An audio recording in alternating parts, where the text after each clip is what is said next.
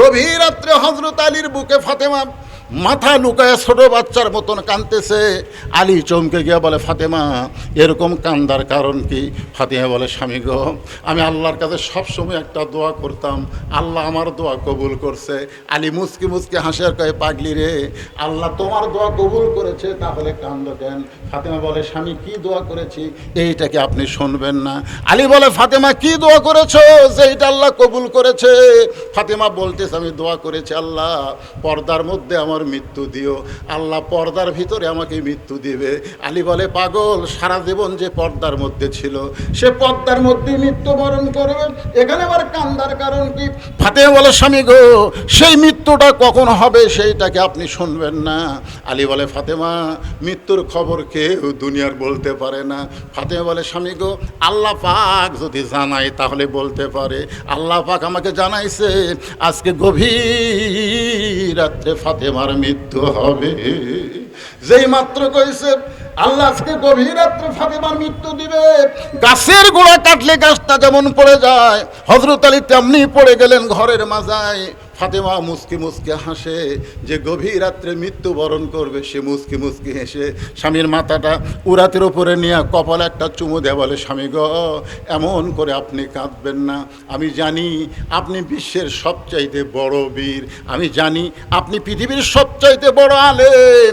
এত বড় বীর হয়ে, এত বড় আলিম হয়ে বিবির মৃত্যুর কথা শুনে আপনি কেন পড়ে গেলেন? আপনি কি জানেন না এই দুনিয়া থেকে বিদায় নেওয়ার পরে আমার 3টা চাওয়া আপনাকে পুরা করা লাগবে?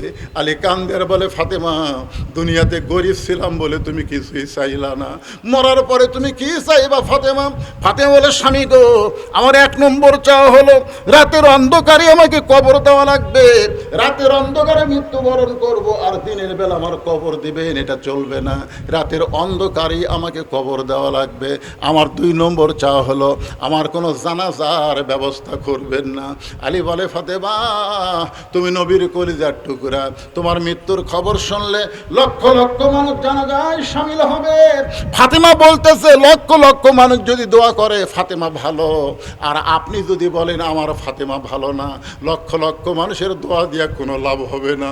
ওগো স্বামী, আমার লক্ষ লক্ষ মানুষের দোয়ার দরকার নাই, আপনি শুধু আমাকে ভালো বললে আমার যথেষ্ট, জানাজা হয়ে যাবে। আমার 3 নম্বর চাওয়া হলো আমার কোনো খাটনির ব্যবস্থা করবেন না। আমি হিসাব করে দেখলাম এই দুনিয়াতে 4 জন পুরুষ মানুষ আমার খাটনি কান্দে নিবে, কারণ একটা মহিলা মারা গেলে তিনি খাটনি কান্দে নিবার পারবে না। খাটনি কান্দে নেওয়ার জন্য যোগ্য মানুষ লাগবে। আমি খেয়াল করে দেখলাম আমার বাবা যদি আজকে দুনিয়াতে থাকতো তাহলে বাবা মরা মেয়ের লাশের খাটনি কান্দে নিবার পারতো, কিন্তু 6 মাস আগে আমার বাবা দুনিয়া থেকে বিদায় নিয়েছে। আমার হাসান হোসেন এত ছোট, এরা মায়ের খাটনি কান্দে নিবার পারবে না। আপনি শুধু আমাকে কান্দে করে নিয়ে ওই জান্নাতুল বাকির পূর্ব কোণায় সবুজ রঙের একটা বাতি জ্বলতেছে, ওই বাতি বরাবর আমাকে দাফন করবে। আমার কবরের খবর দুনিয়ার কাউকে দিবেন না। যদি আমার কবর করতে আপনার কষ্ট হয় তাহলে আপনার একান্ত বন্ধু কেউ যদি থাকে তাকে বলবেন সে যেন ফাতেমার কবরটা গোপনে খনন করে দেয়। আল্লাহর নবীর সাহাবী আবু যর গিফারি ফাতেমার কবর খনন করতে গিয়ে 3টা কথা বলেছিল। 1 নম্বর কথা হলো, কবর সাবধান হয়ে যাও, তোমার মধ্যে এমন একটা মহিলাকে দাফন করা হবে যার বাবা হলো বিশ্ব নবী, খবরদার বেয়াদবি করো না, কবর সাবধান হয়ে যাও। তোমার মধ্যে এমন একজন বিবিকে রাখা হবে যার স্বামী হলো আসাদুল্লাহিল গালিব হযরত আলী, খবরদার কবর বেয়াদবি করো না। কবর তোমার মধ্যে এমন একজন মাকে রাখা হবে যার 2টা সন্তান জান্নাতি যুবকদের সর্দার হবে। এই 3টা কথা বলে আবু যর গিফারি যখন কোদাল মারতে চায়, হঠাৎ কবর থেকে আওয়াজ আসে, আবু যর, কার মা, কার মেয়ে, কার বিবি? এটা কিন্তু ফাতেমার জন্য নয়, এটা আমরা যারা ওয়াজ শুনতেছি ইন্না লিল্লাহি ওয়া ইন্না ইলাইহি রাজিউন, আমাদের সকলের জন্য বিপদ। একটু মনোযোগ দিবেন, আমাদের সবাইকে লক্ষ্য করে বলেছে কার মা, কার মেয়ে, কার বিবি, এইটা কবর দেখবে না। আমল যদি ভালো হয় কবর জান্নাতের বাগান হয়ে যাবে, আর আমল যদি খারাপ হয় কবর জাহান্নামের গর্ত হয়ে যাবে। এই শব্দ শোনার পরে আবু যর গিফারি আর কোদাল মারতে পারে নাই, কবর ছেড়ে যখন পালায়ে গেছে এমন এমন সময় হযরত আলী ফাতেমাকে নিতে গিয়া দেখে ঘরের মধ্যে ফাতেমা নিজে নিজেই জীবনের শেষ গোসল করেছে, মৃত্যুর গোসল ফাতেমা নিজেই করেছে। ফাতেমা নিজে নিজে কাফনের কাপড় পরে ডান পাশে হাসান বাম পাশে হোসেনকে ঘুমায় দিয়া নিজে চিরদিনের মতন বিদায় হয়ে গেছে। হযরত আলী কাফনের কাপড়টা বেঁধে ফাতেমাকে কাঁধে করে নিয়ে ওই জান্নাতুল বাকির পূর্ব কোণায় সবুজ রঙের বাতি জ্বলতেছে, ওই বাতি বরাবর বলে আবু জর আবু জর, কিন্তু আবু জরকে আল্লাহ আগেই খেদায় দিছে। এখন হযরত আলী ফাতেমাকে দাফন করার পর আল্লাহর কাছে বলতেছে, আল্লাহ আমার ফাতেমাকে তুমি কবুল করে নাও, আমার ফাতেমাকে কবুল করে নাও। এ দোয়া করার পরে তাকায় দেখে সামনে কয়েকটা পুরাতন কবর আছে, সামনে কয়েকটা পুরাতন কবর, কিন্তু এখন যে ফাতেমার কবর দেওয়া হলো সেই নতুন কবর নাই। হযরত আলী পাগলের মতন চিল্লায় বলে ফাতেমার কবর, এখনই কবর দিলাম, সেই কবর গেল কোন জায়গায়? গোটা জান্নাতুল বাকি দৌড়ায় বলে ফাতেমার কবর। কে যেন ডাকতে বলে আলী রে ফাতেমা পর্দা নিশি, আমি আল্লাহ জহুরা ডিগ্রি দিয়া ফাতেমার কবরটাকে কিয়ামত পর্যন্ত পর্দা করে দিয়েছি। হোসাইন বলেছে আমার মা শুধু খাতুনে জান্নাত না, আমার মা হলো ফাতেমা তো জোহরা। আমার নানা শুধু বিশ্ব নবী না, আমার নানা হলো বিশ্ব নেতা। তিন দিকে ভারত, অনেকে বলে ভারতের পেটের মধ্যে বাংলাদেশ, ভারত ইচ্ছা করলেই বাংলাদেশকে ধ্বংস করতে পারবে, কিন্তু সে ব্যক্তি যদি নামাজি হয় সে বিশ্বাস করতে তখন তার ঈমান তাকে বলে দিবে ভারতের কোনো শক্তি নাই, সমস্ত শক্তির মালিক হচ্ছে আল্লাহ। আল্লাহ যদি নমরুদের আগুনের মধ্যে আমাদের জাতির পিতা ইব্রাহিমকে মুক্ত করে, আল্লাহ যদি সাগরকে মুসা নবীর জন্য রাস্তা বানায় দেয়, তাহলে ভারত যত অ্যাটম বোমা হাইড্রোজেন বোমা মারুক, বাংলাদেশের মুসলমানের ঈমানের কাছে এগুলো মিষ্টি বাঙ্গি তরমুজ হতে বাধ্য হয়ে যাবে। জোরে করে কথা চিন্তা করেন। মরলি জান্নাত, জান্নাতে যদি যাবার চাই মরা ছাড়া উপায় নাই। সকলে আমার সঙ্গে সুরে সুরে বলবেন, জান্নাতে যদি যাবার চাই মরা ছাড়া জান্নাতে যাওয়ার কোনো উপায় নাই। আল্লাহ বলে মুসা মৃত্যুকে পছন্দ করার 2 নম্বর কারণ কি? মুসা নবী বলেছেন কারণ হলো 3টা। ধরে বলেন কয়টা? তাহলে 2 নম্বর কারণ কি? মুসা বলতেছে আল্লাহ মৃত্যুকে পছন্দ করার 2 নম্বর কারণ হলো আমার মৃত্যুটা কেবলমাত্র আপনার জন্যই আমি ওয়াকফ করে দিছি। আমার এলাকার এক ছেলে, প্রথম বাচ্চা ছেলে হয়েছে, আমাকে এসে বলতেছে হুজুর আল্লাহ রহমতে আমি একটা ছেলে হয়েছে, আপনি আলেম মানুষ, একটা ভালো নাম রাখেন তো। তা আমি বললাম বাবা তোমার ছেলের নাম রাখো আবু সাইদ। কি নাম? যেই বলছে আবু সাইদ আমার হাতে 500 টাকা দিয়া বলে হুজুর এ আবু সাইদ তো প্রথম জীবন দিল, আর এই জীবন দেওয়াই তো হাসিনার পতন হলো। এত খুশি হয়ে গেছে, এখন বউ ডাকতেছে আবু সাইদের মা, ও আবু সাইদের মা, আর বউ ডাকতেছে আবু সাইদের বাপ। আমি কইলাম কে রে? আবু সাইদ তো মরেনি রে, কিন্তু আমাদের গ্রামে একটা আবু সাইদ জন্ম নিয়েছে। তোরে কোন ঠিক কিনা? আমার এক পাড়াপড়শি খালা বহু তদবির করে তার মেয়ের বাচ্চা হয় না, এবার একটা মেয়ে হয়েছে। আমার কয় বাবা তুমি আলেম মানুষ, আমার একটা নাতনি হয়েছে, তুমি একটা ভালো নাম রাখো। তাই আমি বললাম খালা আপনার মেয়ের নাম রাখেন হাসিনা। যেই বলছে হাসিনা, খালা খালি গো গো গো করতেছে। আমি বললাম খালা খবর কে? তুই একটা আলেম না জালেম? তোরা নিয়ে বললাম একটা ভালো নাম রাখ, আর তুই একটা খুনি হাসিনার নাম বললি, তার মানে বোঝা গেল হাসিনা বেঁচে থাকতেও পচে গেছে, আর আবু সাইদ দুনিয়া থেকে বিদায় নেওয়ার পরও জীবিত আছে। ধরে কোন কথা দেখতে না। এই জন্যে মুসা বলতেছে আল্লাহ মৃত্যুকে পছন্দ করার 2 নম্বর কারণ হলো আমার মৃত্যুটা কেবলমাত্র আপনার জন্যে আমি ওয়াকফ করে দিয়েছি। একটা লোকের নাম বলি, আপনারা চিনেন নাকি? লোকটার নাম হলো মীর কাসেম আলী। ধরেন নাম কি? মীর কাসেম আলী। উকিল এসে বলতেছে স্যার আজকে রাত 12টায় আপনার ফাঁসি হবে, আজকে রাত 12টায় আপনার কি হবে? ফাঁসি হবে। তো মীর কাসেম আলী বলতেছে এখন কয়টা বাজে? তো বলে এখন 9:30 বাজে। তো তো মীর কাসেম আলী বলতেছে আলহামদুলিল্লাহ আলহামদুলিল্লাহ। এখনো 2.5 ঘন্টা আছে, এখনো 2.5 ঘন্টা আছে। উকিল বলতেছে স্যার রাত 12টায় ফাঁসি হবে। মীর কাসেম আলী বলতেছে উকিল 2.5 ঘন্টা সময় অযথা বসে থাকা লাভ কি, আমি 2 ঘন্টা ঘুম পারবো। যার 2.5 ঘন্টা পর ফাঁসি হবে সে বলতেছে অযথা বসে থাকা লাভ কি, আমি 2 ঘন্টা ঘুম পারি। যদি চেতন না পাই, যদি চেতন না পাই তুমি আমাকে একটু ডাক দিও। উকিল মনে মনে কয় যে ফাঁসির চিন্তায় লোকটা পাগল হয়ে গেছে, ফাঁসির চিন্তায় লোকটা কি হয়ে গেছে, পাগল হয়ে গেছে। 2.5 ঘন্টা পর ফাঁসি হবি, তাই বলে আবার 2 ঘন্টা ঘুম পারবি।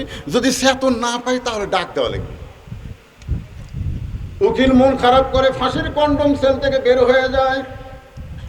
রাত যখন 11:30 বাজে তখন উকিল কন্ডম সেলের মধ্যে ঢুকে দেখে মীর কাসেম আলী নাক ডাইকা ঘুম পাড়তেছে। উকিল কয় কে রে, আর মাত্র 8 ঘন্টা টাইম, আর এই সময় নাক ডাকা ঘুম পাড়তেছে, ই মানুষ কারে?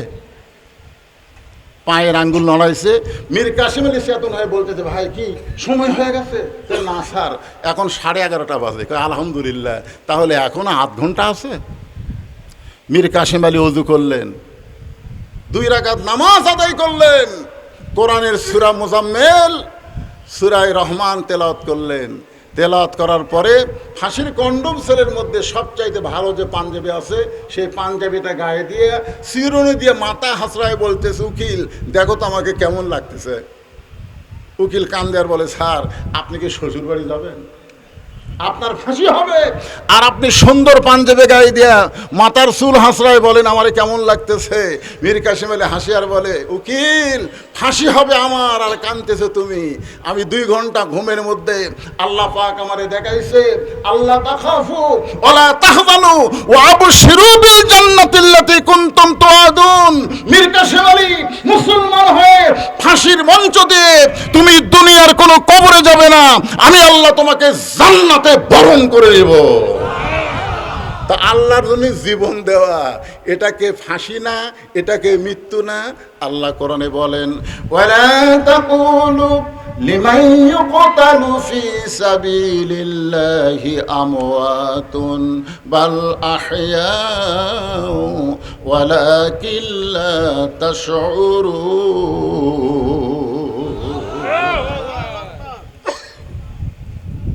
উমে ফজল কালো চাদরের মধ্যে হোসাইনকে নিয়ে রাসূলের কাছে গেছে।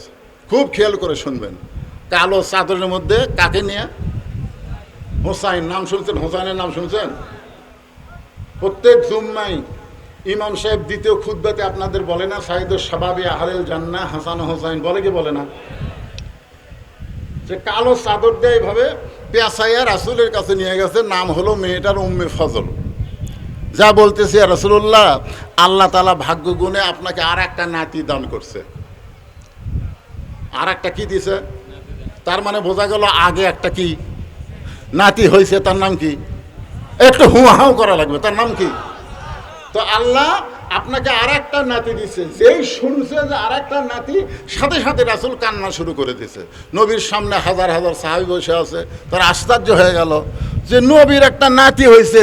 আর নাতির কথা শুনেই নবী কান্না শুরু করে দিলেন। কারণ কি? সাহাবীরা তো সাহস পায় না। সমস্ত সাহাবীরা মাথা নিচু করে চিন্তা করতেছে কান্দার কারণ কি? কারণ হলো নবী হয়তো চাইছিল যে একটা ছেলে হয়েছে আর একটা মেয়ে হবে। আমার ফাতেমার একটা হাসান হয়েছে আর একটা মেয়ে হবে, হোসনে আরা হবে। এইরকম হয়তো নবী মনে করছিল। সাহাবীরা মনে মনে এটা চিন্তা করতেছে। কি মনে করতেছেন? একটা ছেলে আর একটা মেয়ে হলে ভালো হয় না? আমার 4টা ভাই, বড় ভাইয়ের ছেলে আছে মেয়ে আছে, আমার ছোট ভাইয়ের ছেলে আছে মেয়ে আছে, আমার সবচাইতে ছোট যে ওরও ছেলে আছে মেয়ে আছে, কিন্তু আমাকে আল্লাহ কোনো ছেলে দেয়নি, 3টা মেয়ে দিছে। আমার কিন্তু 2 মেয়ে যখন বড় হয়ে গেছে, বড় 2টাই বিয়ে দেওয়া হয়ে গেছে, তখন আমার বাপ একদিন আমার ঘরের মধ্যে সে বলতেছে বাবা আল্লাহ তোকে একটা ছেলে দেবে না? তা আমি বললাম, বাবা এখন বয়স হয়ে গেছে, দুটো মেয়ে বিয়ে শাদী হয়ে গেল। আমার বাপ বলতেছে, দেখো তো চেষ্টা করলে আল্লাহ দিতেও পারে। আমি বাবার কথা শুনে চেষ্টা করলাম, আল্লাহ আবার একটা আমার বইয়ের পেটে বাচ্চা দিল। আমার বাপ মা সবসময় দোয়া করলো আল্লাহ যেন এবার একটা ছেলে দেয়, এমন কি দোয়াই করা করলো, আবার আল্লাহ একটা মেয়ে দিল। এখান থেকে বোঝা গেল যে অনেক বাপ মা চায় যে মেয়ে হয়েছে ছেলে হোক, ছেলে হয়েছে মেয়ে হোক। হয়তো নবী এই মনে করে কাঁদতেছে, কিন্তু নবী যে কি মনে করে কাঁদতেছে, আহারে।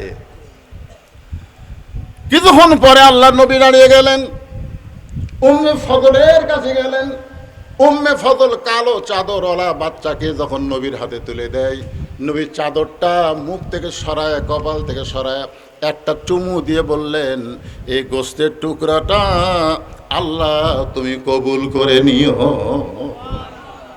যেই নবী বললেন এই গোস্তের টুকরাটা আল্লাহ তুমি কবুল করে নিও, সমস্ত সাহাবেরা বললেন, ইয়া রাসূলুল্লাহ এটা কেমন দোয়া করলেন, আপনার ছোট নাতিকে আপনি গোস্তের টুকরা কেন বললেন?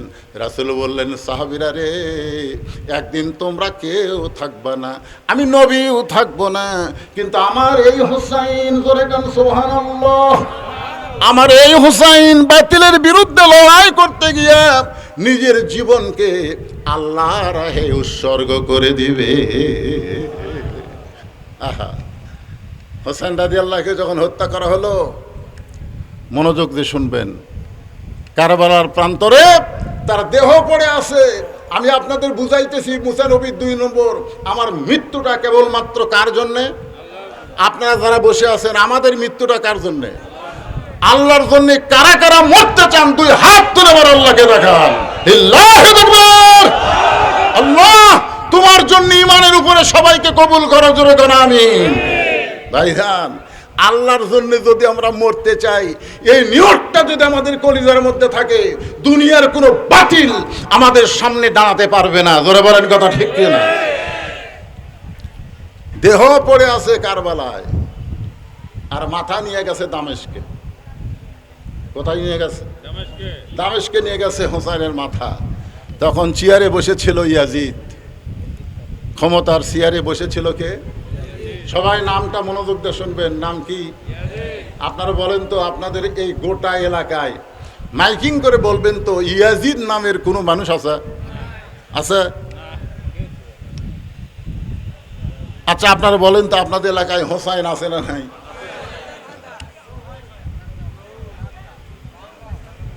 চিন্তা করে দেখেন। তখন এই জিয়াদ নামে একটা পাপিষ্ট হোসাইন রাদিয়াল্লাহর মাথা যখন ইয়াজিদের কাছে দিলেন একটা গামলাই করে, বাবা যুবকেরা, এই যুবকেরা মনোযোগ দিয়ে শোনো, তোমরাই তো ভবিষ্যৎ, আমরা বুড়ো হয়ে গেছি। বিএনপি যখন ঘরের মধ্যে লুকিয়ে গেছে, জামাত ইসলাম যখন অনলাইনে মিটিং করে, প্রকাশ্যে কোনো অফিস নাই, আদালত নাই, সবাই যখন কেস নিয়ে খালি কোর্টের বারান্দায় বারান্দায় ঘরে, এই সময় তোমাদের মতন 2000 যুবক জীবন দেওয়ার কারণে হাসিনার মতন ফ্যাসিস্ট পলায়ন করছে। জোরে কর কথা ঠিক কিনা? এর যুবকেরা মনোযোগ দিয়ে শোনো, আগামীতে দরকার হলে আর একটা 24-এর মতন আন্দোলন আমাদের করা লাগতে পারে। জোরে কর কথা ঠিক কিনা? হ্যাঁ, একটু মনোযোগ দিয়ে শোনো বাবা। এখন হোসেন রাদিয়াল্লাহর মাথাটা ইনকা গামলাত করে ইয়াজিদের সামনে দিছে। ইয়াজিদের হাতে একটা লাঠি ছিল। তোরে গান কি ছিল? লাঠি ছিল। ওই লাঠিটা হোসেন রাদিয়াল্লাহর মুখের মধ্যে ঢুকাই দিল। দেহ তো পড়ে আছে কারবালার প্রান্তরে, অসংখ্য ঘোড়া দিয়া দেহটা ছিন্ন বিচ্ছিন্ন করে ফেলেছে। এখন মাথা নিয়ে গেছে, সেই মাথার মুখের মধ্যে লাঠি ঢুকায়া ইয়াজিদ তিরস্কার করে বলতে, হোসাইন তুমি শেষ হয়ে গেলে। শুধুমাত্র জিদ করার কারণে তোমার কাছে প্রস্তাব দেওয়া হয়েছিল, তোমার কাছে প্রস্তাব দেওয়া হয়েছিল। তোমার নানা হলো বিশ্ব নবী, তোমার বাবা হলো বিশ্ব আলেম, তোমার মা হলো খাতুনে জান্নাত। ইয়াজিদের পক্ষ থেকে হোসেনকে প্রস্তাব দেওয়া হয়েছিল যে তোমার নানা হলো বিশ্ব নবী, তোমার বাবা হলো বিশ্ব আলেম, তোমার মা হলো খাতুনে জান্নাত। তুমি যদি ঘরের মধ্যে বসে থাকো, তোমার কোনো টেনশন নাই, তুমি সব চাইতে বড় পীর হবা। সব চাইতে বড় কি হবা? কারণ তোমার নানা কি? বিশ্বনবী। তোমার বাবা কি বিশ্ব আলেম, তোমার মা হলো খাতুনে জান্নাত। তোমাকে কেন যুদ্ধ করা লাগবে, আর তোমাকে কেন রাষ্ট্রনায়ক হওয়া লাগবে? খালি ঘরের মধ্যে বসে থাকবে, যা চাবে তাই পাবে। আপনারা বলেন তো, ইয়েজিদের এই কথাই হোসেন রাদিয়াল্লাহু কি বসে আছিল? হোসেন রাদিয়াল্লাহু সঙ্গে সঙ্গে দাঁড়িয়ে বললেন, রে ইয়েজিদের চামচারা, আমার নানা শুধু বিশ্ব নবী নয়, আমার নানা হলো বিশ্ব নেতা। আমার বাবা শুধু বিশ্ব আলেম নয়, আমার বাবা হলো বিশ্ববীর। আমার মা শুধু খাতুনে জান্নাত নয়, আমার মা হলো ফাতেমা তো জোহরা। ধরে কান সুবহানাল্লাহ। তোমরা একটা বলো, একটা বাদ দাও কেন? তোমরা বিশ্ব নবীকে নবী বলবা আর জিয়া রহমানকে নেতা মানবা, তোমরা বিশ্ব নবীকে নবী বলবা আর শেখ মুজিবুরকে নেতা মানবা। এইটা কোনো মুসলমানের কাজ না, এইটা হলো মুনাফিকের কাজ। জোরে বলেন কথা ঠিক না? আমার নেতা তোমার নেতা। তোমরা আমার নানাকে বিশ্বনবী বলতেছো, তো নেতা হিসাবে কার পাশে ঘুরতেছ? তোমরা আমার বাবাকে বিশ্ব আলেম বলতেছো, কিন্তু আমার বাবা তো শুধু বিশ্ব আলেম না, আমার বাবা হলো বিশ্ববীর। প্রত্যেকটা আলেমকে বীরত্বের ভূমিকা পালন করতে হবে, যেইটা প্রমাণ করেছে কোরআনের পাখি আল্লামা সাঈদী। কোনো বাতিলের সঙ্গে আপোষ করেনি। 13 বছর জেলের মধ্যে থেকে হাসপাতালে গিয়ে তাকে হত্যা করা হয়েছে। ধরে করার কথা ঠিক না? অন্যায়ের সঙ্গে আপোষ করে নাই। তোমরা আমার বাবাকে বলতেছো বিশ্ব আলেম, আমার বাবা যে বিশ্ববীর, এইটা কইতে কি হয়? তোমরা আমার মাকে বলতেছো খাতুনে জান্নাত। আমার মা শুধু খাতুনে জান্নাত নয়, আমার মা হলো ফাতেমা তো জোহরা। আমি হোসাইন আর হাসান ঘরের মধ্যে বসে আছি, ইতিমধ্যে আমার নানা চলে আসলো। আমার নানা চলে এসে আমার মায়ের সামনে দাঁড়িয়ে বলতেছে, ফাতেমা, তোমার কখন কি মনে হয় যে তোমার বাবা বিশ্ব নবী, এই কারণে তুমি জান্নাতে যাবা? তোমার স্বামী হচ্ছে আসাদুল্লাহিল গালিব, এই কারণে তুমি জান্নাতে যাবা? তোমার হাসান হোসাইন জান্নাতে। ফাতেমা বলতেছে, বাবা, আমার তো জান্নাতে যাওয়ার কোনো মুশকিল নাই, আমার জান্নাতে যাওয়া খুবই সহজ, কারণ আমার বাবা হলো বিশ্বনবী, আর বিশ্বনবীর মেয়ে হয়ে আমি জান্নাতে যাবো না তো কোথায় যাব? সঙ্গে সঙ্গে আল্লাহ রসুল ফাতেমার কপালে একটা চুমু দিয়ে বললেন, মা, তোমার বাবা বিশ্বনবী হলে তুমি জান্নাতে যেতে পারবা না। জান্নাতে যাইতে গেলে জান্নাতের আমল করে তোমাকে জান্নাতে যেতে হবে।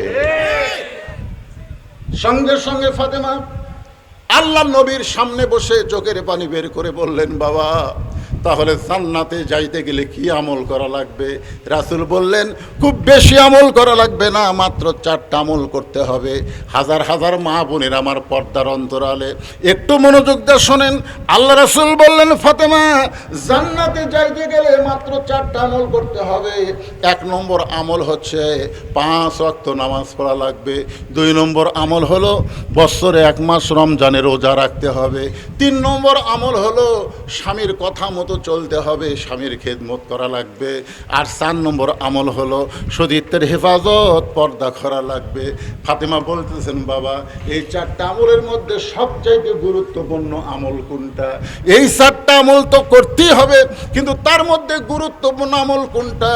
আল্লাহ রাসূল বললেন, ফাতেমা, 24 ঘন্টার মধ্যে 5 বার নামাজ পড়লে নামাজের হক আদায় হবে।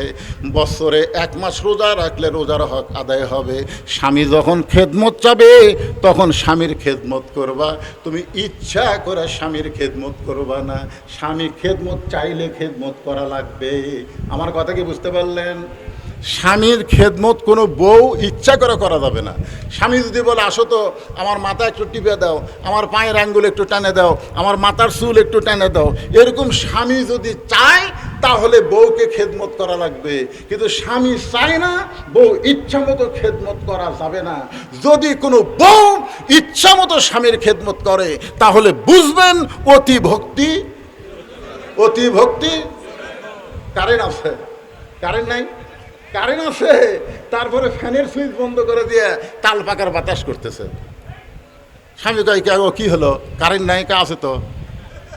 তো কারেন্টের ফ্যান বাদ দিয়ে তাল পাকার বাতাস কেন? বলে, তাল পাকার বাতাস করতেছি আপনার খেদমত করে জান্নাতে যাবার চাই। কিছুক্ষণ পরে এসে মাথার চুল টানে, কপাল টিপতেছে। স্বামী কয়, কে গো তুমি এত খেদমত করো? বলে, আপনি জানেন না আপনার পায়ের তলে আমার জান্নাত? আপনার খেদমত করে আমি জান্নাতে যাবার চাই। এই বলে স্বামীর খেদমত করে। খেদমত করতে করতে হঠাৎ এক সময় বউ পাকা হাঁকায় আর গুনগুন করে কান্দে, পাকা হাঁকায় আর গুনগুন করে কান্দে। স্বামী কয়, কে গো কি হয়েছে? আপনাকে বলে লাভ নেই, এমনি। স্বামী কয়, না তুমি কি জন্য কাঁদতেছো? তুমি আমার খেদমত করতেছো, বলো তুমি কি জন্য কাঁদতেছো? বউ বলতেছে, আপনাকে বলে আমার কোনো লাভ নাই। আরে লাভ নাই বলো। বলতেছে, দেখেন কি করব, আপনি যখন চাকরিতে যান, আপনি যখন ব্যবসায় যান, তখন আপনার বুড়া মা আর বুড়ি বুড়া বাপ আর বুড়ি মা সবসময় খালি কুটকুট করে। আমার কলজাত আগুন ধরে গেছে গো। তুমি যদি এই বাপ মার সাথে থাকবার চাও, তাহলে আল্লাহর হস্তে আমার বাপের বাড়ি পেরে দেয়। আর তুমি যদি আমাকে নিয়ে জান্নাতের সংসার করবার চাও, তাহলে বুড়া বুড়ি বাদ দেওয়া লাগবে। ওমা আলাইনা ইল্লাল বালাক। আমার যা ওয়াজ ছিল তোমাকে শুনালাম, এখন তুমি কি করবা কও। এই কয়ার বাতাস করে। স্বামীর সামনে আল্লাহর কোরআন এসেছে। কোরআন এসে বলতেছেন, লিয়াবলুয়াকুম আইয়ুকুম আহসানু আমালান ওয়াহুয়াল আজিজুল গফুর। লিয়াবলুয়াকুম আইয়ুকুম আহসানু আমালা, তোমাদেরকে পরীক্ষা করা হবে সুন্দর আমলের। আল্লাহর কোরআন বলে, স্বামীরে এই সময় তোমার সুন্দর আমল কি? তোমার বাপ মাকে বাদ দিয়া বউয়ের সঙ্গে সংসার করা, না বউকে বাদ দিয়া বাপ মার সঙ্গে একত্রে থাকা? এই তো সময় তোমার সুন্দর আমল কি? আল্লাহ বলতেছেন, ওয়াকাদা রব্বুকা আল্লা তা'বুদু ইল্লা ইয়াহু ওয়া বিল ওয়ালিদাইনি ইহসানা। জোরে বলেন আল্লাহু আকবার। আল্লাহর কোরআন বলতেছে, বউ যদি মরে যায়, বউ যদি ছেড়ে দাও, বউয়ের অভাব নাই। কিন্তু যদি বাপ মা মারা যায়, তুমি যতই কান্দো বাপ মা খুঁজে পাবা না। এবার দাঁড়ায় বলতেছে, ওঠ। বউ কয়, কি হয়েছে? ওঠ, তুই বাপের বাড়ি যাবার চাস? তোর যা আছে ব্যাগ বুক সব গুছালে। বউ কয়, আপনি এত গরম হলেন কেন? আরে গরম হওয়া মানে, আল্লাহর কোরআন আমাকে বলতেছে সুন্দর আমল করতে। আর সুন্দর আমল হচ্ছে তোর মতন বউ বাদ দিয়া বাপ মার সঙ্গে থাকা। সঙ্গে সঙ্গে বউ এসে স্বামীর পা ধরে বলতেছে, আমি বুঝবার পারছি গো, আপনি আল্লাহর ওলি। কি বুঝতেছে? এই জন্য আল্লাহ রাসূল বলেছে, ফাতেমা স্বামীর খেদমত সবসময় করা লাগবে না। স্বামী যখন খেদমত চায় তখন খেদমত করবা। কিন্তু ফাতেমা, চতুর্থ আমল হলো পর্দা। এই পর্দার কোনো সময় নাই, এটা সব সময় করতে হবে, সব সময় করতে হবে। গভীর রাত্রে হযরত আলীর বুকে ফাতেমা মাথা লুকায় ছোট বাচ্চার মতন কাঁদতেছে। আলী চমকে গিয়া বলে, ফাতেমা এরকম কান্দার কারণ কি? ফাতেমা বলে, স্বামী গো, আমি আল্লাহর কাছে সবসময় একটা দোয়া করতাম, আল্লাহ আমার দোয়া কবুল করছে। আলী মুচকি মুচকি হাসে আর কয়, পাগলি রে, আল্লাহ তোমার দোয়া কবুল করেছে, তাহলে কান্দো কেন? ফাতেমা বলে, স্বামী কি দোয়া করেছি এইটা কি আপনি শুনবেন না? আলী বলে, ফাতেমা কি দোয়া করেছো যে এটা আল্লাহ কবুল করেছে? ফাতেমা বলতেছে, আমি দোয়া করেছি, আল্লাহ পর্দার মধ্যে আমার মৃত্যু দিও। আল্লাহ পর্দার ভিতরে আমাকে মৃত্যু দিবে। আলী বলে, পাগল, সারা জীবন যে পর্দার মধ্যে ছিল সে পর্দার মধ্যে মৃত্যুবরণ করবে, এখানে আবার কান্দার কারণ কি? ফাতেমা বলে, স্বামী গো, সেই মৃত্যুটা কখন হবে সেইটাকে আপনি শুনবেন না? আলী বলে, ফাতেমা মৃত্যুর খবর কেউ দুনিয়ার বলতে পারে না। ফাতেমা বলে, স্বামী গো, আল্লাহ পাক যদি জানায় তাহলে বলতে পারে। আল্লাহ পাক আমাকে জানাইছে আজকে গভীর রাত্রে ফাতেমার মৃত্যু হবে। যেই মাত্র কইছে আল্লাহ আজকে গভীর রাত্রে ফাতেমার মৃত্যু দিবে, গাছের গোড়া কাটলে গাছটা যেমন পড়ে যায়, হযরত আলী তেমনি পড়ে গেলেন ঘরের মাজায়। ফাতেমা মুচকি মুচকি হাসে, যে গভীর রাত্রে মৃত্যুবরণ করবে সে মুচকি মুচকি হেসে স্বামীর মাথাটা উরাতের উপরে নিয়ে কপালে একটা চুমু দেয়, বলে, স্বামী গো, এমন করে আপনি কাঁদবেন না। আমি জানি আপনি বিশ্বের সবচাইতে বড় বীর, আমি জানি আপনি পৃথিবীর সবচাইতে বড় আলেম। এত বড় বীর হয়ে, এত বড় আলিম হয়ে বিবি নবীর মৃত্যুর কথা শুনে আপনি কেন পড়ে গেলেন? আপনি কি জানেন না এই দুনিয়া থেকে বিদায় নেওয়ার পরে আমার 3টা চাওয়া আপনাকে পুরা করা লাগবে? আলী কান্দের বলে, ফাতেমা, দুনিয়াতে গরিব ছিলাম বলে তুমি কিছুই চাইলা না, মরার পরে তুমি কি চাইবা ফাতেমা? ফাতেমা বলে, স্বামী গো, আমার 1 নম্বর চাওয়া হলো রাতের অন্ধকারে আমাকে কবর দেওয়া লাগবে। রাতের অন্ধকারে মৃত্যুবরণ করব, আর দিনের বেলা আমার কবর দিবেন, এটা চলবে না। রাতের অন্ধকারেই আমাকে কবর দেওয়া লাগবে। আমার 2 নম্বর চাওয়া হলো আমার কোনো জানাজার ব্যবস্থা করবেন না। আলী বলে, ফাতেমা, তুমি নবীর কলিজার টুকরা, তোমার মৃত্যুর খবর শুনলে লক্ষ লক্ষ মানুষ জানাজায় শামিল হবে। ফাতেমা বলতেছে, লক্ষ লক্ষ মানুষ যদি দোয়া করে ফাতেমা ভালো, আর আপনি যদি বলেন আমার ফাতেমা ভালো না, লক্ষ লক্ষ মানুষের দোয়া দিয়া কোনো লাভ হবে না। ওগো স্বামী, আমার লক্ষ লক্ষ মানুষের দোয়ার দরকার নাই, আপনি শুধু আমাকে ভালো বললে আমার যথেষ্ট, জানাজা হয়ে যাবে। আমার 3 নম্বর চাওয়া হলো আমার কোনো খাটনির ব্যবস্থা করবেন না। আমি হিসাব করে দেখলাম এই দুনিয়াতে 4 জন পুরুষ মানুষ আমার খাটনি কান্দে নিবে, কারণ একটা মহিলা মারা গেলে তিনি খাটনি কান্দে নিবার পারবে না। খাটনি কান্দে নেওয়ার জন্য যোগ্য মানুষ লাগবে। আমি খেয়াল করে দেখলাম আমার বাবা যদি আজকে দুনিয়াতে থাকতো তাহলে বাবা মরা মেয়ের লাশের খাটনি কান্দে নিবার পারত, কিন্তু 6 মাস আগে আমার বাবা দুনিয়া থেকে বিদায় নিয়েছে। আমার হাসান হোসেন এত ছোট, এরা মায়ের খাটনি কান্দে নিবার পারবে না। আপনি শুধু আমাকে কান্দে করে নিয়ে ওই জান্নাতুল বাকির পূর্ব কোণায় সবুজ রঙের একটা বাতি জ্বলতেছে, ওই বাতি বরাবর আমাকে দাফন করবে। আমার কবরের খবর দুনিয়ার কাউকে দিবেন না। যদি আমার কবর করতে আপনার কষ্ট হয় তাহলে আপনার একান্ত বন্ধু কেউ যদি থাকে তাকে বলবেন সে যেন ফাতেমার কবরটা গোপনে খনন করে দেয়। আল্লাহর নবীর সাহাবী আবু যর গিফারি ফাতেমার কবর খনন করতে গিয়ে 3টা কথা বলেছিল। 1 নম্বর কথা হলো, কবর সাবধান হয়ে যাও, তোমার মধ্যে এমন একটা মহিলাকে দাফন করা হবে যার বাবা হলো বিশ্ব নবী, খবরদার বেয়াদবি করো না। কবর সাবধান হয়ে যাও, তোমার মধ্যে এমন একজন বিবিকে রাখা হবে যার স্বামী হলো আসাদুল্লাহিল গালিব হযরত আলী, খবরদার কবর বেয়াদবি করো না। কবর তোমার মধ্যে এমন একজন মাকে রাখা হবে যার 2টা সন্তান জান্নাতি যুবকদের সর্দার হবে। এই 3টা কথা বলে আবু যর গিফারি যখন কোদাল মারতে চায়, হঠাৎ কবর থেকে আওয়াজ আসে, আবু যর, কার মা, কার মেয়ে, কার বিবি? এটা কিন্তু ফাতেমার জন্য নয়, এটা আমরা যারা ওয়াজ শুনতেছি, ইন্না লিল্লাহি ওয়া ইন্না ইলাইহি রাজিউন, আমাদের সকলের জন্য বিপদ। একটু মনোযোগ দিবেন, আমাদের সবাইকে লক্ষ্য করে বলেছে, কার মা, কার মেয়ে, কার বিবি, এইটা কবর দেখবে না। আমল যদি ভালো হয় কবর জান্নাতের বাগান হয়ে যাবে, আর আমল যদি খারাপ হয় কবর জাহান্নামের গর্ত হয়ে যাবে। এই শব্দ শোনার পরে আবু যর গিফারি আর কোদাল মারতে পারে নাই, কবর ছেড়ে যখন পালায়ে গেছে, এমন সময় হযরত আলী ফাতেমাকে নিতে গিয়া দেখে ঘরের মধ্যে ফাতেমা নিজে নিজেই জীবনের শেষ গোসল করেছে। মৃত্যুর গোসল ফাতেমা নিজেই করেছে। ফাতেমা নিজে নিজে কাফনের কাপড় পরে ডান পাশে হাসান, বাম পাশে হোসেনকে ঘুমায় দিয়া নিজে চিরদিনের মতন বিদায় হয়ে গেছে। হযরত আলী কাফনের কাপড়টা বেঁধে ফাতেমাকে কাঁধে করে নিয়ে ওই জান্নাতুল বাকির পূর্ব কোণায় সবুজ রঙের বাতি জ্বলতেছে, ওই বাতি বরাবর বলে, আবু যর, আবু যর। কিন্তু আবু যরকে আল্লাহ আগেই খেদায় দিছে। এখন হযরত আলী ফাতেমাকে দাফন করার পর আল্লাহর কাছে বলতেছে, আল্লাহ, আমার ফাতেমাকে তুমি কবুল করে নাও, আমার ফাতেমাকে কবুল করে নাও। এ দোয়া করার পরে তাকায় দেখে সামনে কয়েকটা পুরাতন কবর আছে, সামনে কয়েকটা পুরাতন কবর, কিন্তু এখন যে ফাতেমার কবর দেওয়া হলো সেই নতুন কবর নাই। হযরত আলী পাগলের মতন চিল্লায় বলে, ফাতেমার কবর, এখনই কবর দিলাম, সেই কবর গেল কোন জায়গায়? গোটা জান্নাতুল বাকি দৌড়ায় বলে, ফাতেমার কবর। কে যেন ডাকতে বলে, আলী রে, ফাতেমা পর্দা নিশি, আমি আল্লাহ জহুরা ডিগ্রি দিয়া ফাতেমার কবরটাকে কিয়ামত পর্যন্ত পর্দা করে দিয়েছি। হোসাইন বলেছে, আমার মা শুধু খাতুনে জান্নাত না, আমার মা হলো ফাতেমা তো জোহরা। আমার নানা শুধু বিশ্ব নবী না, আমার নানা হলো বিশ্ব নেতা। আমার বাবা শুধু বিশ্ব আলেম না, আমার বাবা হলো বিশ্ববীর। ইয়াজিদের সঙ্গে মুতের মিল হয় নাই, 72 জন সঙ্গে নিয়ে যাইতেছিলেন। বিশাল লম্বা ঘটনা, আমি কারবালার কাহিনী বলতেছি না, তবে যেটা আপনাদের বুঝাবার চাচ্ছি, আমরা জীবন দেব কার জন্যে?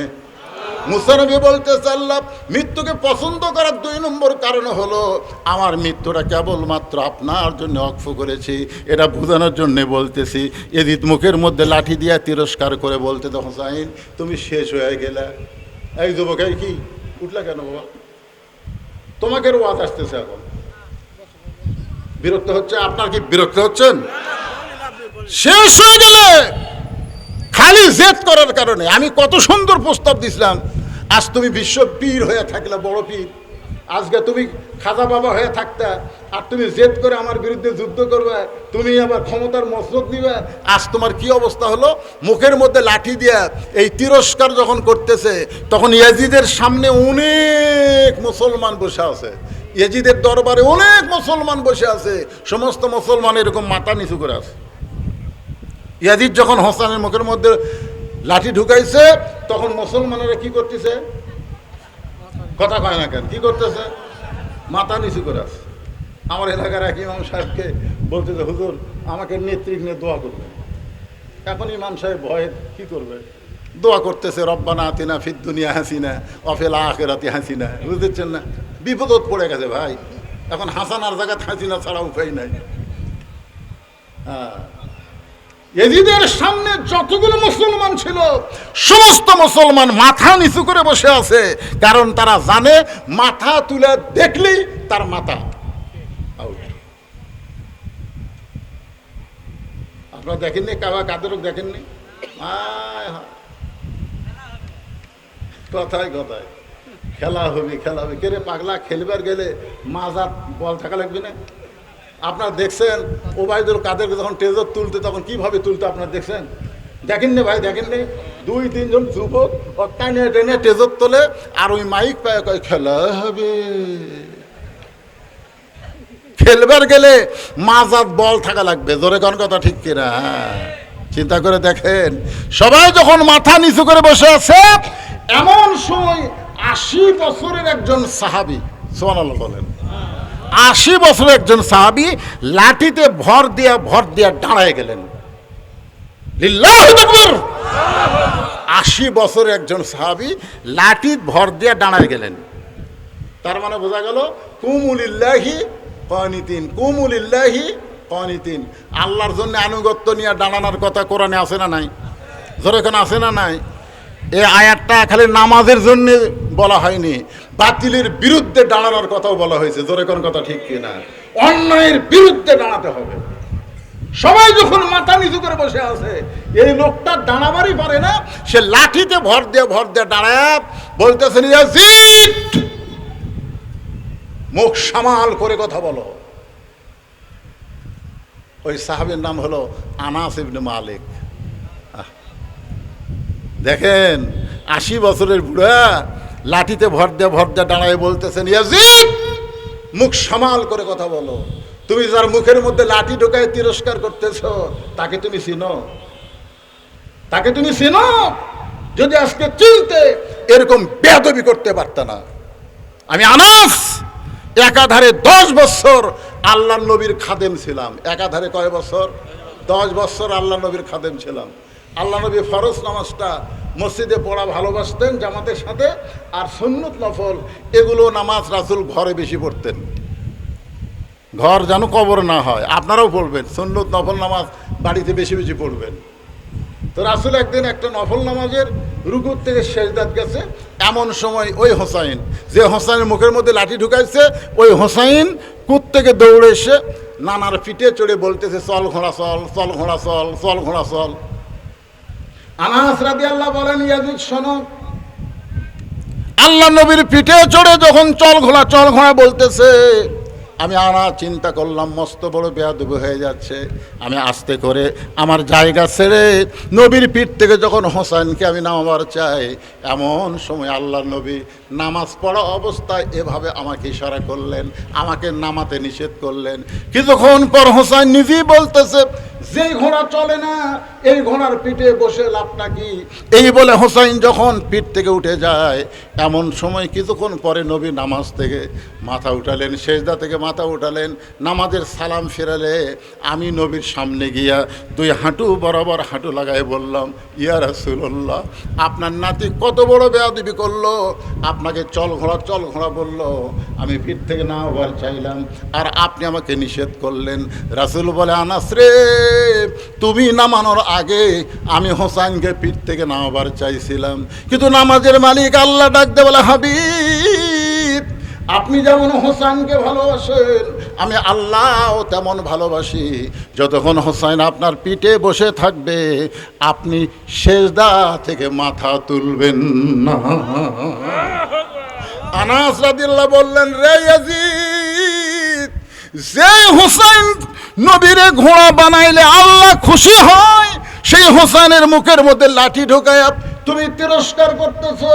আমি আনাস বলে দিলাম, এই হোসাইন কিয়ামত পর্যন্ত জীবিত থাকবে, কিন্তু তুমি ইয়াজিদ ক্ষমতার মস্ততে বসে 2 দিনের ক্ষমতা পাইয়া কামরুল ইসলামকে তুমি কামরুজ্জামানকে ফাঁসি দিবা, 2 দিনের ক্ষমতা পাইয়া মতিউর রহমান নিজামীকে তুমি ফাঁসি দিবা, 2 দিনের ক্ষমতা পাইয়া তুমি কাদের মোল্লাকে ফাঁসি দিবা, তুমি সালাউদ্দিন কাদেরকে ফাঁসি দিবা।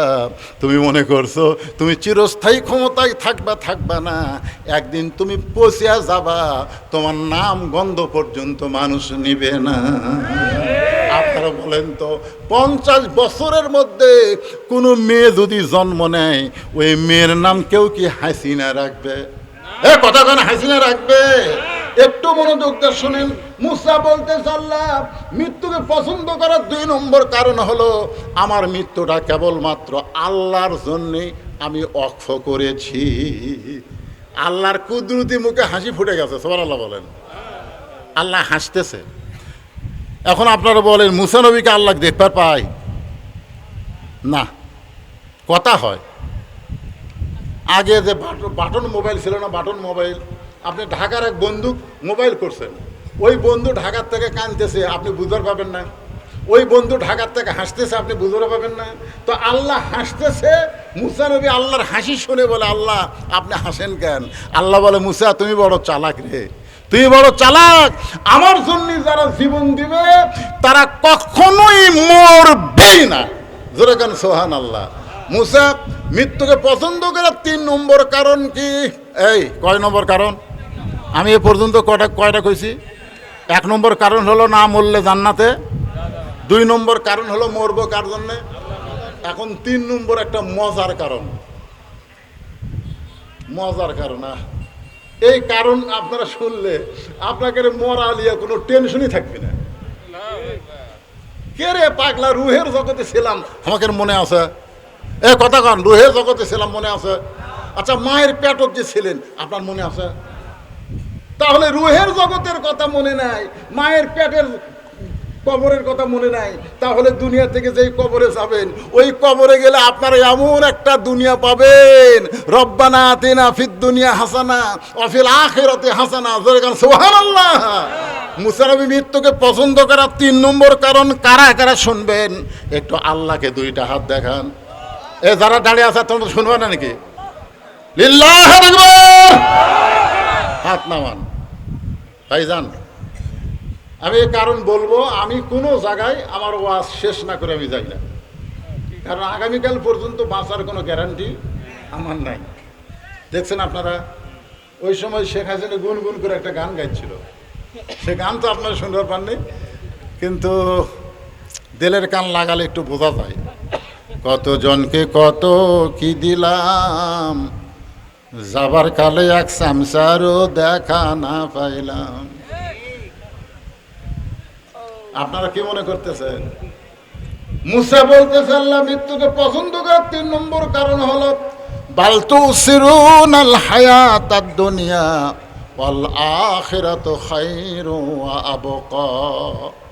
মৃত্যুকে পছন্দ করার 3 নম্বর কারণ হলো, দুনিয়া ক্ষণস্থায়ী আর আখিরাত হলো চিরস্থায়ী। আপনারা বলেন তো, আপনারা ক্ষণস্থায়ী ভালোবাসেন না চিরস্থায়ী ভালোবাসেন?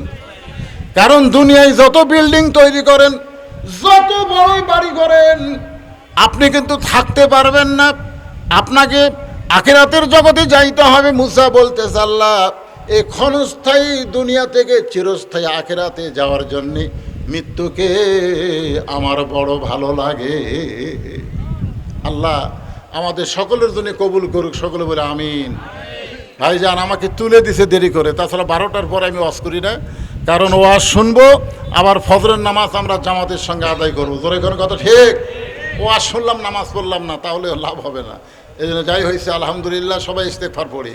আস্তাগফিরুল্লাহ রব্বি মিন কুল্লি জামবি ওয়া তুবু ইলাই, লা হাওলা ওয়ালা কুওয়াতা ইল্লা বিল্লাহিল আলিয়্যিল আযীম। আপনি কিছু বলবেন সভাপতি সাহেব? বলবেন। আল্লাহুম্মা আমিন। আল্লাহুম্মা আনতাস সালাম ওয়া মিনকাস সালাম, তাবারাকতা ইয়া যাল জালালি ওয়াল ইকরাম।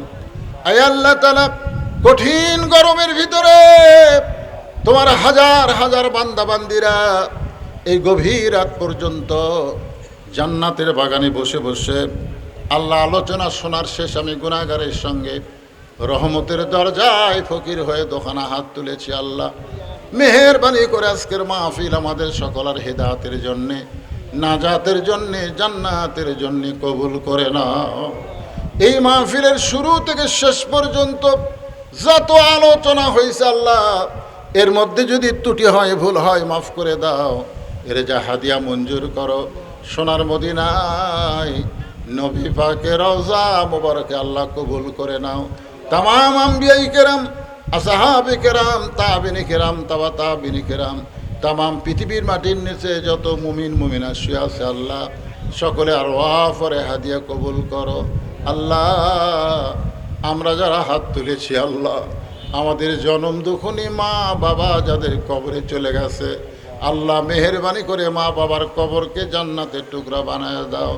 আমাদের দাদা দাদি, নানা নানা, আত্মীয় স্বজন, শ্বশুর শাশুড়ি যাদের কবরে গেছে আল্লাহ, কবরবাসীদের মাফ করে দাও। আয় আল্লাহ তাআলা, যাদের বাপ মা জীবিত আছে এই নিয়ামত দায়ের হায়াতকে বাড়ায় দাও। আজকের মাহফিলের সম্মানিত সভাপতিকে আল্লাহ তুমি কবুল করো, সহ সভাপতিকে আল্লাহ তুমি কবুল করো, প্রধান অতিথি বিশেষ অতিথিদের আল্লাহ তুমি কবুল করো। আল্লাহ এই মাদ্রাসাকে কিয়ামত পর্যন্ত কবুল করে নাও। এই মাদ্রাসায় নগদে বাকিতে আজকে যারা দান করেছে আল্লাহ, সব দানগুলোকে জান্নাতের বিনিময় হিসাবে কবুল করো। আমার মা বোনেরা পর্দার অন্তরাল থেকে বসে বসে ওয়াজ শুনেছে আল্লাহ, আবিদা সালিহা মা ফাতেমার সঙ্গে কবুল করে নিও। আমাদের মধ্যে আমরা যারা অসুস্থ আছি আল্লাহ, সুস্থতার নিয়ামত দান করো। আয় আল্লাহ তাআলা, যে কোরআন থেকে আমরা আলোচনা শুনলাম আল্লাহ, সেই কোরআন শুধু কোরআনের মাহফিলে নয়, এই কোরআন অনুযায়ী যেন আমরা চলতে পারি, এমন একটা সমাজ এবং সুন্দর দেশ আমাদের দেখার তৌফিক দিয়া দিও। সুবহান রাব্বিকা রাব্বিল ইজ্জাতি আম্মা ইয়াসিফুন ওয়া সালামুন আলাল মুরসালিন আলহামদুলিল্লাহি রাব্বিল আলামিন। ওয়াজাল আখিরাতি কালিমাতুনা ইনদাল মাউতি লা ইলাহা ইল্লাল্লাহু মুহাম্মাদুর রাসূলুল্লাহ সাল্লাল্লাহু